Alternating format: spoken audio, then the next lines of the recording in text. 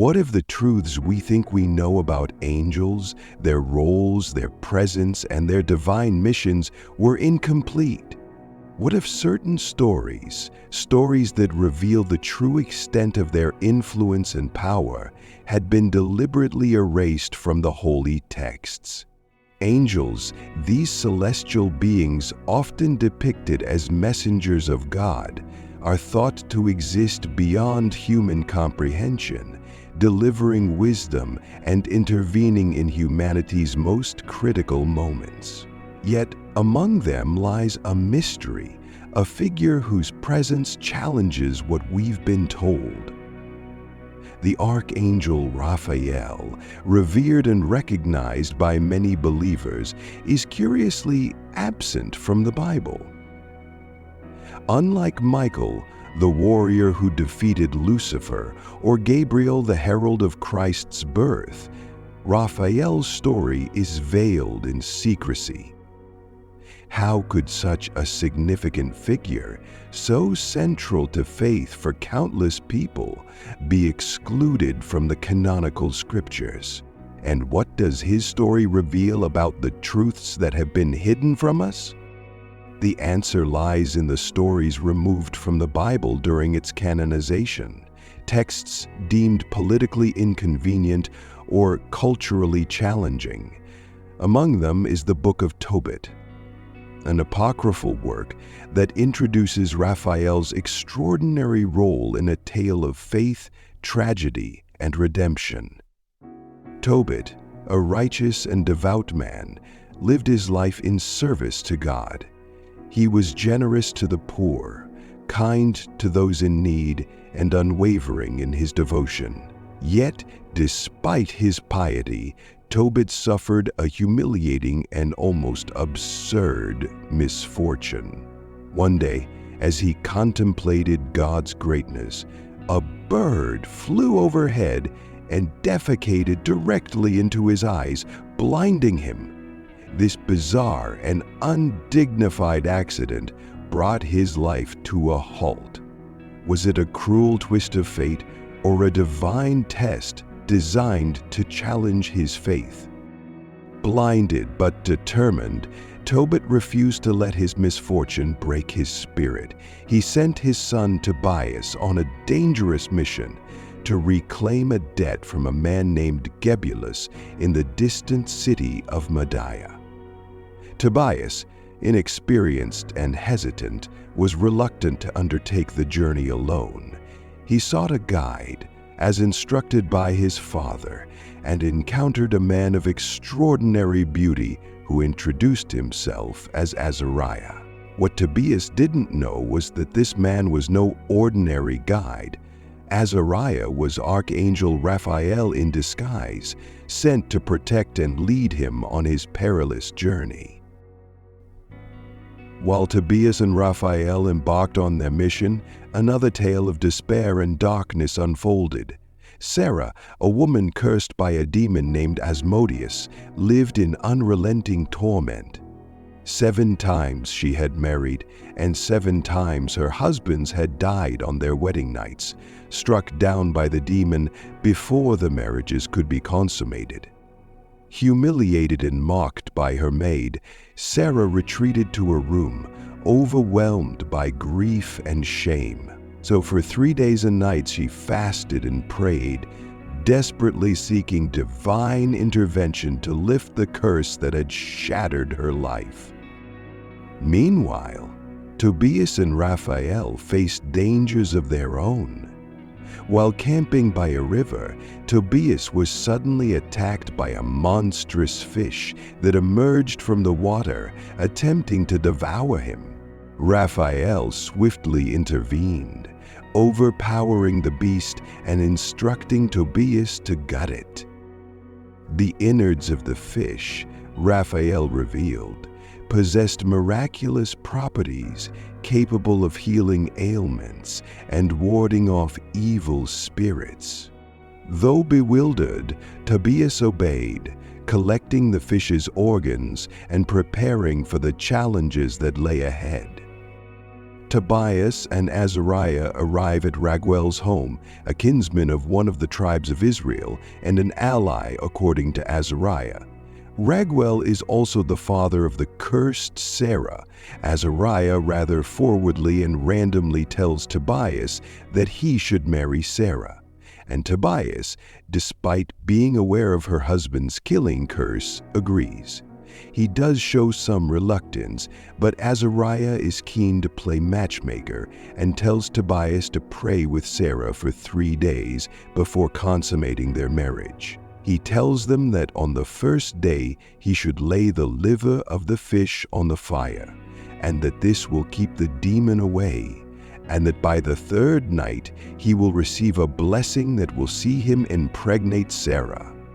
On the 4th day he will give her child, but not for lust, but for the love of children.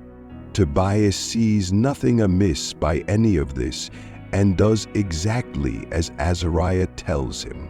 He receives the blessing of Sarah's father, who recognizes Tobias to be the son of a good man in Tobit, and receives Sarah's hand in marriage. Tobias and Sarah retreat to their chambers, but instead of consummating the marriage immediately, Tobias remembered Azariah's words and whipped out the fish liver and began to burn it over a set of coals. At the same time, Azariah, now noted as Raphael and unbeknownst to anyone, sought out the demon Asmodeus and defeated him. He then took him to the desert of Upper Egypt and bound him there, preventing him from having any further influence on Sarah ever again. Tobias and Sarah spend 3 days praying, as told by Azariah.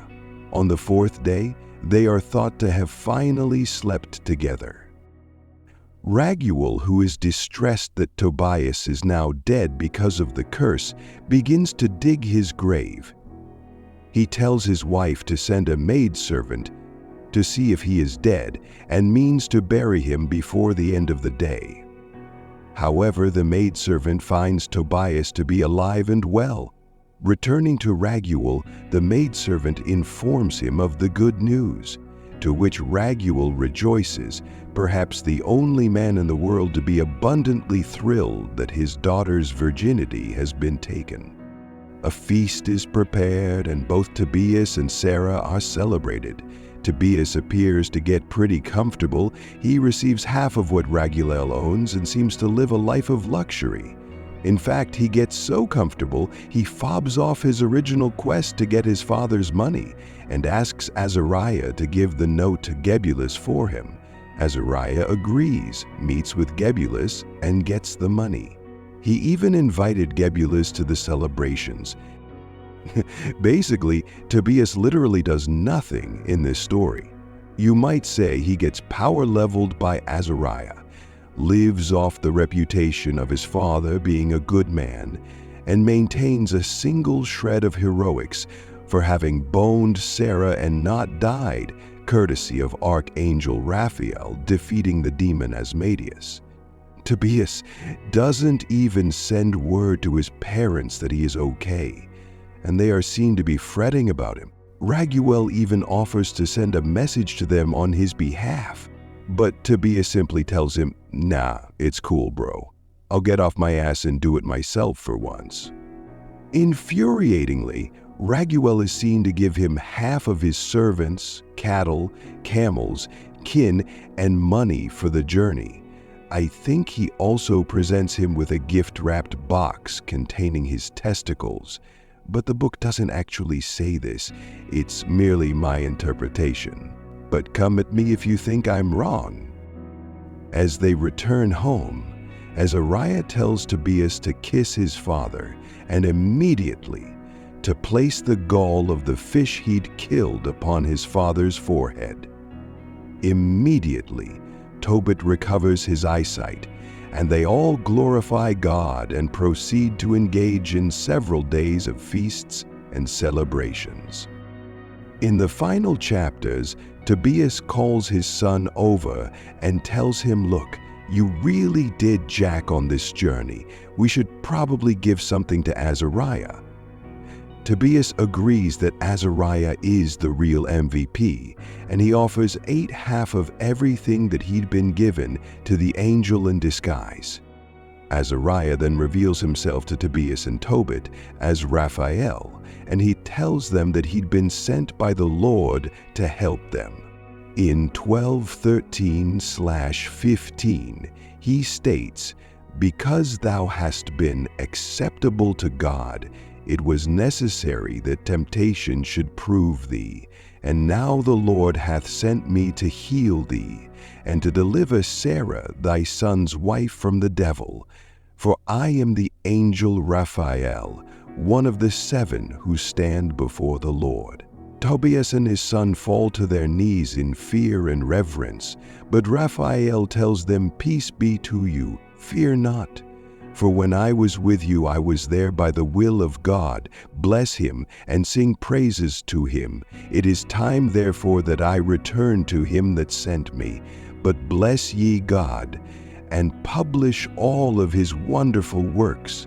Raphael then disappears from their sight, and Tobit and Tobias proceed to bless God and spread the word of his wonderful works as Raphael told them to. Archangel Raphael also appears in everyone's favorite Book of Enoch. The story is a fascinating tale of how the Watchers, a group of angels that ultimately betray God and descend upon the mortal women to impregnate them.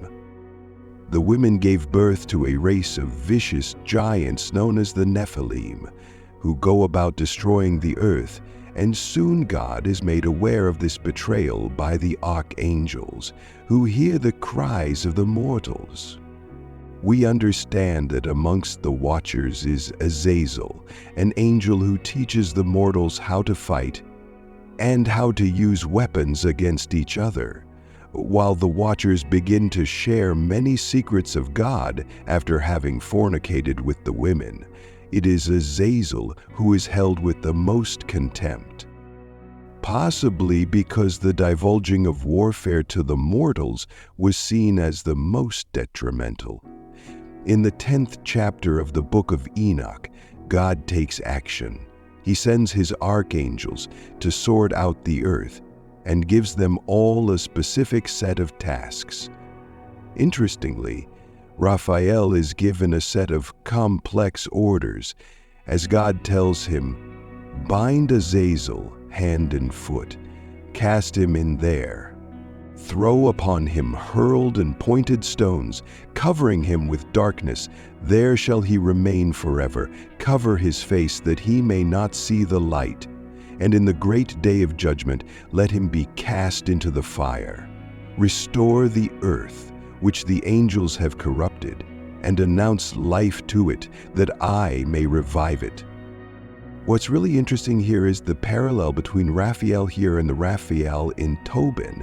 Notice how in both stories it is Raphael who's responsible for the binding of an evil entity in the desert.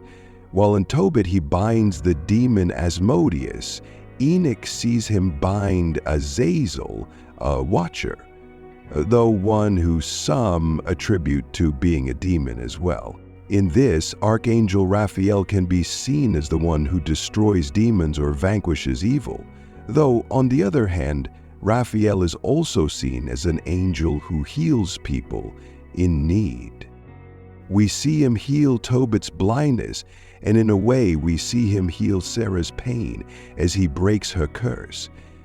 Raphael and Enoch, however, are seen to heal the earth as God tells him to restore the earth after it had been corrupted by the Watchers and their spawn.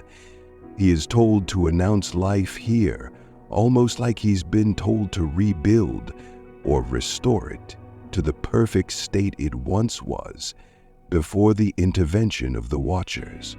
So while Raphael is seen to be a destroyer of demons, he essentially has a softer side reserved to bring healing upon both people and the land itself.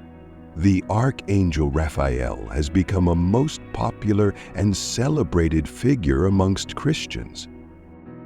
In fact, many are shocked to learn that their favorite archangel isn't even mentioned in the Bible. While he's heralded mainly as the Archangel of Healing, he doesn't have much of a presence beyond Tobit and Enoch. However, an interesting idea is that Raphael is in the Bible, but we just don't know it's him, similarly to how Tobit and Tobias don't know the true identity of Azariah. By this, Raphael could be lurking in any one of the characters in the Bible, for we understand he is something of a shapeshifter and can take the form of anyone, adapting a whole new persona with practiced efficiency. Therefore, Raphael could literally be anyone, and we would be none the wiser, much as Tobias was. There is one area in the Bible which some believers attribute to Archangel Raphael, and that is in John 5, where John makes reference to the pool of Bethesda, where several disabled people lay in wait of the movement of the water, a sign thought to signify that an angel was descending upon the hour, and he who went into the water at this time would be miraculously healed of his condition. The passage reads, "Now there is at Jerusalem by the sheep market a pool, which is called in the Hebrew tongue Bethesda, having 5 porches. In these lay a great multitude of impotent folk, of blind, halt, withered, waiting for the moving of water. For an angel went down at a certain season into the pool and troubled the water. Whosoever then first after the troubling of water stepped in was made whole of whatsoever disease he had." Because of the nature of Raphael having healed Tobit and Sarah, and because of his restoration of the earth in Enoch, the angel in this verse of John is often associated with Raphael, having brought healing upon whoever enters the waters first. It is through these events and ideas that we begin to see how Raphael earned his reputation as an archangel of healing, and that his efforts usually pertain to the alleviation or mending of one's ailments. The idea of Raphael being an angel of healing extends into other religious works, where we see him appear alongside Michael and Gabriel in the Babylonian Talmud.